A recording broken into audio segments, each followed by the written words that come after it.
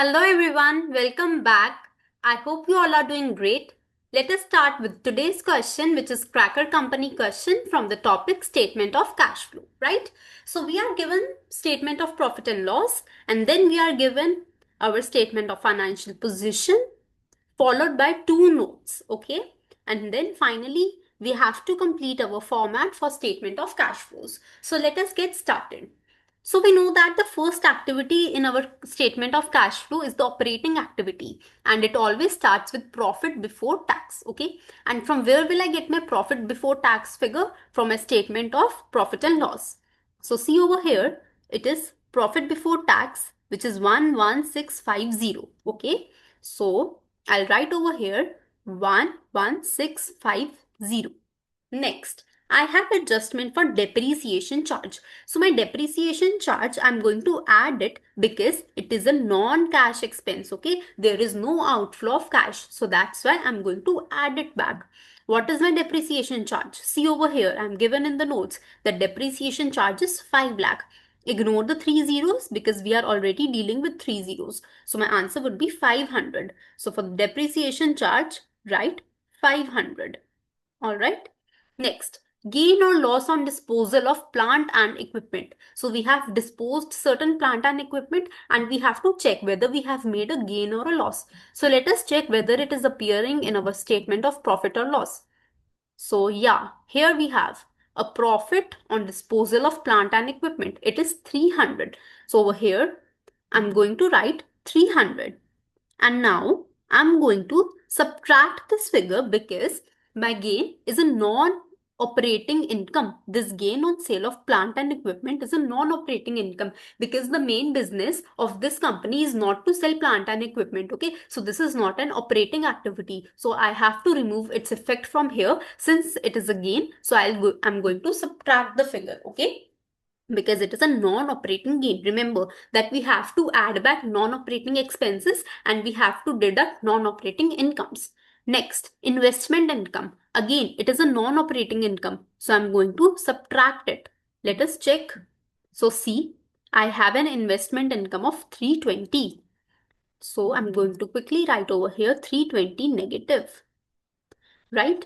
Next, interest payable. So interest payable tells me that how much interest I have to pay. Okay, it's not telling me the interest which I've actually paid. It is telling me the interest which I have to pay. But this is cash flow statement. So we have to think everything from cash perspective. Okay, since it is not the cash which I've actually paid, so I'm going to add it. Okay, because this is not showing me the amount which I've actually paid. So I will add it. And how much will I add?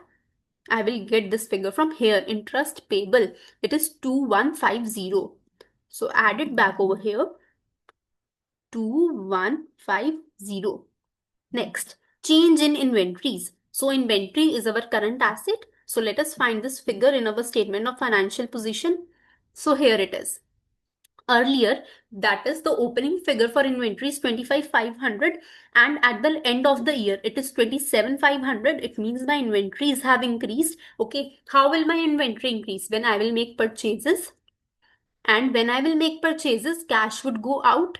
Okay, so this is a decrease in cash. Okay, increase in inventory. I'll write over here whenever there is an increase in current asset, so cash is deducted, right? So I'm going to deduct the figure, which is the difference between the two. And what is the difference between the two? It is 2000. So from here, I'm going to deduct 2000, subtract. Okay, I'll apply the same logic over here for trade receivables. Again, my trade receivable figure has increased. Since it has increased, so I'm going to deduct my cash by the difference amount. So the difference amount is 4500. Okay, so right over here, subtract 4500. Okay, next, change in trade payables. So here are my trade payables figure. Earlier my trade payables were 31,900, but now at the end of the year they are 29,450, which means that my trade payables have decreased. And how will my trade payables decrease? When I will pay cash through to them. My trade payables tell me that how much do I have to pay to outsiders. So I had to pay 31,900 at the start, but at the end I have to pay around 29,000. So this amount has decreased and it will decrease when I will pay the cash. Okay. So take the differential amount and we will deduct it because cash has gone out. Okay. So that's why we will deduct it. It would be, the difference would be 2450. Okay. So change in trade payables, deduct 2450. So when I make all these adjustments from here till here, I will get cash generated from operations. So this figure, when you will calculate all this, you will get 4730, right? You can make the calculations. It will come out to be 4730. Now I have to tell the interest paid. It means the interest which I have actually paid. So see, over here, I have not been given any opening or closing balance for my interest payable. I'll write over here and tell you interest payable. So we know that interest payable is our liability, okay? And liabilities have a credit balance. So opening balance would go over here, closing balance would go over here, and whatever the interest expense is for the year, it would again go on the credit side. But when you check your information, you will see that you are not given any opening and closing balance. Check your current liabilities. You are not given any balance for your interest payable. So what we will do? We will say that this interest payable of 2150 is the interest which we have actually paid. Okay, so we are going to assume that this 2150 is the amount which we have actually paid. So over here we will write 2150 and we will subtract it. Right now, income taxes paid. For income taxes, you'll see that you have opening and closing balances. This is the opening balance. Okay, previous year's closing balance is this year's opening balance, and 2900 is your closing balance. And you have an adjustment as well.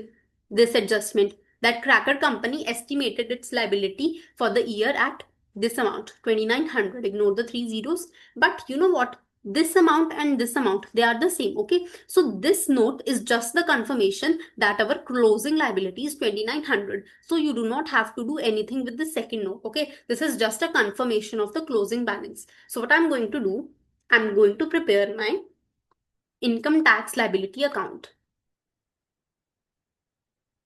Wait. Yeah. So income tax liability account, I'll prepare this. I know that liabilities have a credit balance. So my opening balance would appear on this side. My closing balance would appear on this side. So opening was 2310, closing is 2900. So 2310 and how much was it? 2900. So right here 2900.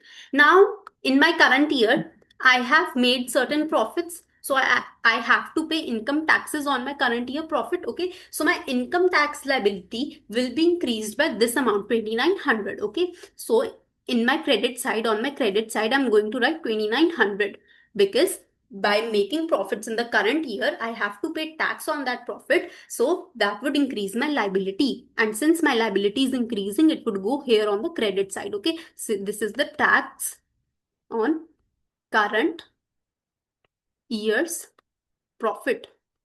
Okay. Total both the sides plus add these two figures, 2900 plus 2310. So it is coming out to be 5210. Okay. Total of both sides should match. So I'm going to get a balancing figure over here. Okay. And this balancing figure is the taxes which I have actually paid. Okay. Because this is coming on the debit side. And whenever we debit a liability, it means that it is decreasing. Okay. So let us calculate the balancing figure. It would be 5210 minus 2900. So it is 2310, right? So 2310. So right over here, subtract 2310. So make the final calculation. 4730 minus 2150 minus 2310. You will get a figure of 270. Okay, 270. This is your cash inflow from operating activities. Okay, since it is a positive figure, it means that cash has come in, right? Let us move forward to investing activities. Investing activities means I have made investment somewhere, and from that either I'm going to receive cash or I'm going to pay cash. So first one is investment income. Income. So it means cash is coming in. So I'm going to add it. And we have this figure over here, investment income of 320, which we deducted from our operating activities. So right over here, 320. Now, cash purchases of property, plant and equipment, disposal proceeds of plant and equipment. So what I'm going to do now is I'm going to prepare a T-shape account of property, plant and equipment because I have some adjustments over here for the disposals. Okay. So let us quickly prepare PPE account. Right over here, PPE. Property, plant and equipment is an asset, and we know that assets have a debit balance. So my opening balance would go on this side. So here I'll write opening balance. On this side, it would be closing balance. So let us check the opening balance. See, 7,500 is the opening, 73,000 is the closing. So 7,500 and 73,000. Now we know that our property, plant and equipment decreases by the depreciation amount. So over here, write depreciation. How much was the depreciation? It was 8 lakh. Okay, ignore the 3 zeros because we are already dealing in 3 zeros. So just write 800. Sorry, depreciation is this 5 lakh. Okay, really sorry. This is the carrying amount. Depreciation is 5 lakh. So right over here 500. All right. Now we are going to pass a journal entry and then we will post in our PPE account. So listen to it very carefully. So read this. During year ended 31 March, Cracker disposed of some item of plant and equipment, and we were given that carrying amount of this is 8 lakhs. So when we dispose of a PPE, we will get cash. Okay. So what I'm going to write, cash debit, because cash is coming in, and PPE is going out because really sorry, PPE is disposed of. It means that it is going out. So I'm going to credit it. And I also know that I have made a gain. Okay, a gain was arising in my profit and loss account. So I have made a gain. So I'm going to credit it because I know that gains have a credit balance. So what was the amount of the gain? The gain was of 300, right? So over here, right? 300. What is the amount of PPE which I have sold off? It is 800. See over here. I'll show you that the carrying amount of the items which we have disposed is 8 lakh. Okay, so ignore the 3 zeros. So 800 is the amount of PPE which I have disposed of. Okay, so how much cash would I have received? 800 was the original amount and I have sold at a gain. Okay, so it would be 1100. Add these two figures. How did I get this? See over here. What is the formula for gain? Formula for gain is when my selling price is higher than the cost price. So selling price minus cost price, the gain is 300. Selling price, I don't know how much cash have I received, but I know that my cost price or the carrying amount was 800. Okay, so from here I can calculate the selling price or the cash which I have received. So take it to the this side. So it would be 300 plus 800 minus the selling price. So 300 plus 800 is 1100. So this is the cash which I have received by selling my PPE. Okay. So here I have written 1100. Okay. Now on this side, since I have sold PPE, okay, I have sold PPE. So what was the carrying amount of that PPE? It was 800. Okay. Just look at this section of your journal entry. This section. Your PPE has reduced by 800, right? So over here, I'm going to write 800. This is the decrease of your PPE, right? I can write over here by cash because I have received cash. Now total both these sides, 73,000. 73,000 plus 500 plus 800. It is coming out to be 74,300. So the total should be the same. So here I will get a balancing figure, and this balancing figure Since it is coming on the debit side, it means that my PPE is increasing. Okay, since it is my asset, my property, plant and equipment are increasing. And how will they increase? When I will purchase them. Okay, so I'm going to write to cash and this is a purchase. Now calculate this balancing figure. It would be 74,300 less 70,500. So this is coming out to be 3,800, right? So finally I've got my answer that cash purchase is 3,800. And when I will purchase my PPE, cash would go out because I have to pay certain amount. So I'll write over here subtract. Okay. And what were the disposal proceeds? I just calculated it. See, these were the disposal proceeds, 1,100. So I'll write over here 1,100, and since I'm getting cash, so I will add it. Okay, and we have to choose from here. So it is 800 plus 300, this one. Okay, now let me tell you what will be the final cash position. So let us do the calculation. 320, wait a second. 320 less 3,800 plus 1,100. So this is 2,380 negative. It means that it is a cash outflow from my investing activities, right? Okay. Finally, the last activity, it is the financing activity. So we have been given that we raised a loan. Okay, when we are raising loan, we will get cash. Okay, cash is coming in, so we will add it. So loan is a liability. So here under my non-current liabilities, I have 10% debentures. Earlier they were 20,000, but now they have increased to 23,500. So what is the difference amount? The difference amount is 3,500. So it is the increase in cash. So I'm going to add 3,500 over here, right? Next is proceeds of share issue. I have issued shares. When I will issue share, in return, I'm going to get cash. So see, earlier my share capital was 10,000, but now it is 11,000. So it has increased by 1,000, right? And I have issued them at a premium because earlier my share premium was 0, but now it is 610. Okay, so it has increased by 610. So add 610 to it. So my final answer is 1610. Okay, I'll repeat it once again, that my share capital was 10,000. This is the opening because this is the previous year and this is the current year. We can see it is X0 and it is X1, which means that this is the previous year and this is the current year. So earlier it was 10,000, but now in the current year it has increased to 11,000. So what is the difference? 1,000. Share premium was 0, but now it is 610. So I added 610 because generally the company issues share at a premium only. Okay, so the total increase in cash is 1610. Okay, so over here I'm going to add because cash is coming in 1610 and I have to choose from here. It would be 11,000 minus 10,000 plus 610. So 1610.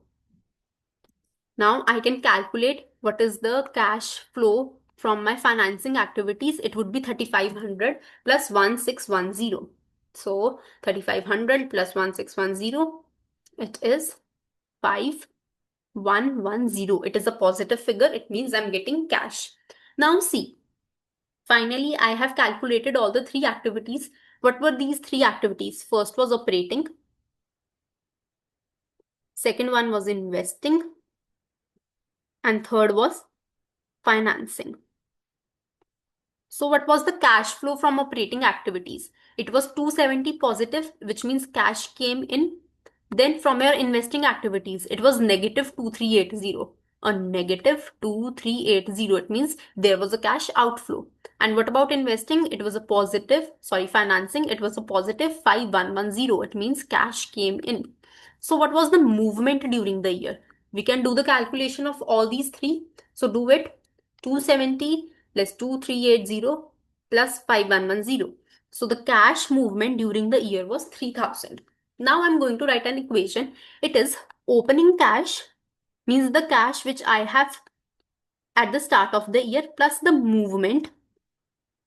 Okay, it can either be positive or negative. Okay, movement can be positive or negative, and it should be equal to my closing cash. Okay, this should be my equation. So the movement is 3000. Since it is positive, so I will add it. What was the opening cash figure?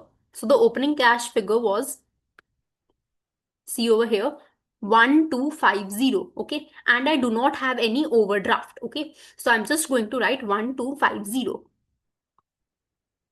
Suppose, let us suppose that your cash figure was 1250, but you had an overdraft of 50. So you should have deducted 50, arrived at the figure of 1200, and then we would have written 1200 over here. Okay, but we do not have any overdraft, so we will just write 1250. So what should be the closing cash? Add these two. It would be 54250. Okay, this should be your closing cash figure. Let us verify. Is it so? C.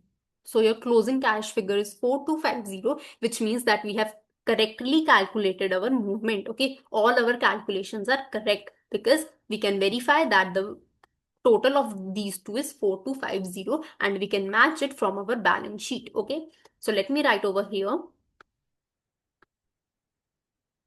Net change in cash and cash equivalent, it is 3000 and it is an increase because it is a positive figure. And what were my cash and cash equivalent at the start? They were 1250. I will add this figure because it is positive, and finally I will get cash and cash equivalent at the end, which is 4250, right? So that's how we can verify our answer. So we are done with Cracker Company question. You should revise it, practice it on your own, and ask your doubt in the comment section. I'll meet you in the next video. Till then, keep studying. Thanks for watching. Bye-bye.